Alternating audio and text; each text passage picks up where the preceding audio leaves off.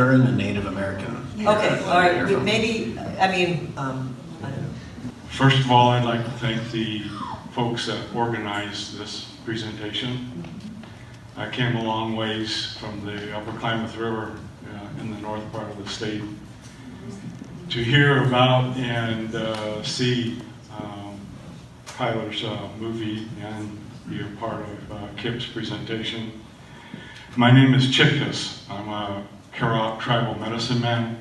I'm also a Vietnam veteran.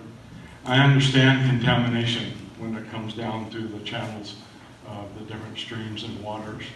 We have a stream called Shasta Lake.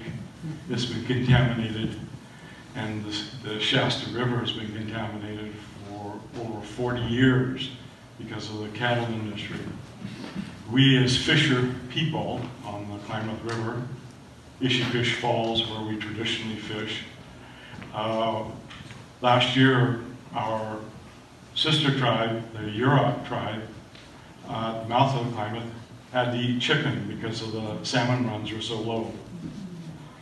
Now, millions of salmon used to come into the Klamath River, and now we have maybe 38,000 returning. That's less all the cannery boats that used to be out there 20, 30 years ago and the legislation. But I'm here specifically to thank Kyler and Kip and this group because this is a very deadly bill. House Resolution 6687. It talks about extending 5-year leases to 20-year federal land leases for the cattle and the ranchers. Now, if you don't think that is detrimental and you don't think it's a situation that we have to call attention to ourselves, let me talk to you about the elk.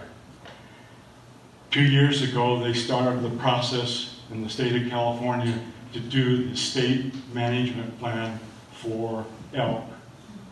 There was a conflict between the elk and the cattle. They came together and there was diseases exposed. Elk can't read signs and they don't understand what barbed wire is all about.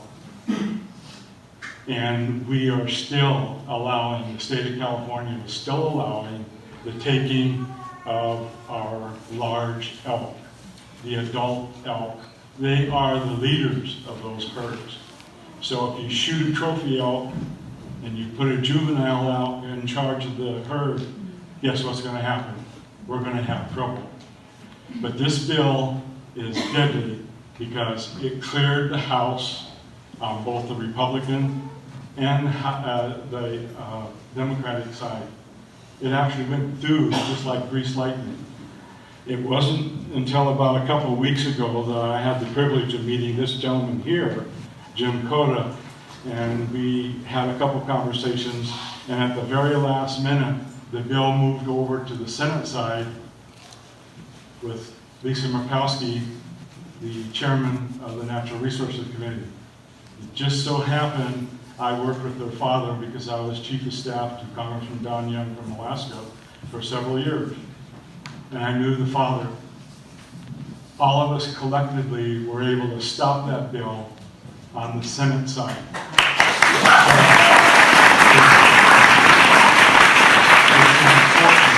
It's important. There was a lady over here that said, everybody should watch this movie.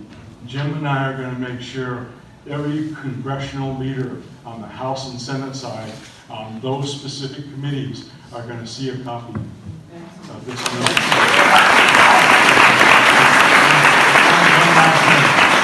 It's important to understand the term historic. Our native tribes, I'm a Karok from Northern California, the Pomos, the Miwok, were all here along with the elk, long before the cattle ranchers showed up.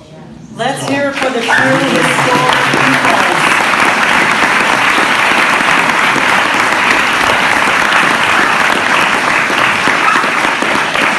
Yeah, it's pretty clear that we could have had the whole day on Skylar's film alone, but there is someone back here from